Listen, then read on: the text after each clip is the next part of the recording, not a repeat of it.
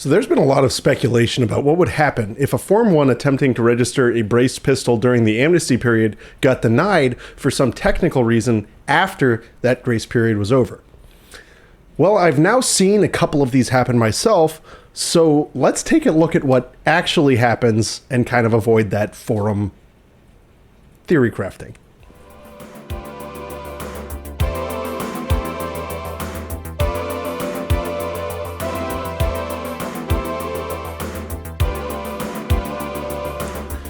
So a friend of mine woke up to an email from ATF notifying them of a status change regarding their pistol brace Form 1 that they submitted during the tax forbearance. Their heart kind of dropped when they opened the email and saw the bold disapproved right in the new status. Well, normally when your Form 1 is disapproved, you get your tax payment refunded and you have to start all over again. But this being a tax forbearance registration, submitting a new Form 1 would mean paying $200. Interestingly, though, the reasoning section for this disapproval on this particular form came with instructions to maintain tax-exempt status. This particular form was denied because the applicant has very poor attention to detail and fat-fingered the serial number. ATF directed him, with extraordinarily poor grammar, to submit a paper Form 1 with the correct information within 60 days of that notice. It further stated that for the application to maintain tax-exempt status, to include a paper copy of that disapproved form with the new form. So to answer the question, it does seem that ATF is allowing people who made like some technical oopsie to resubmit the forms and still not pay a tax. That said, there is a little extra annoyance here. Having to print out a paper form means no place to upload your digital fingerprints, no place to just upload your photo, so needing to do fingerprint cards and get your photos printed out as well.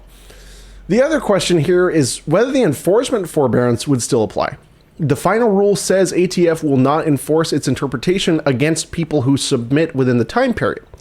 This would technically be a late submission, although clearly related to a timely submission.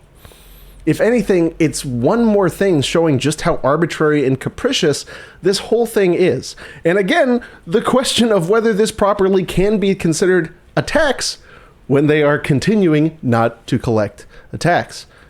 That is not a constitutional exercise of the taxing power. As you likely know, things are progressing well in the lawsuits against the brace rule, including the lawsuit brought by channel partner Second Amendment Foundation. If you're an SAF member, as of the time of this recording, I understand that you're protected from this rule. To support SAF, check the link in the description or go to bit.ly/SAFbusters. I'm confident we're going to get good results, both in the Fifth Circuit cases currently pending and in the case I've brought in 11th Circuit and in several of the others as well. It's clear as day that ATF actions here are antithetical to the law.